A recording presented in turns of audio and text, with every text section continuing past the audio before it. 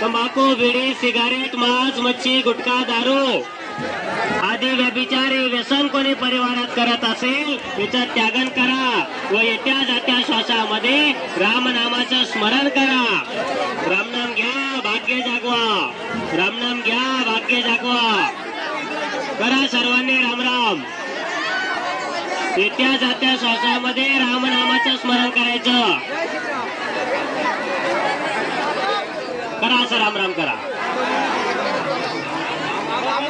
हा मजाक नाही करायची, श्वासामध्ये करायचं.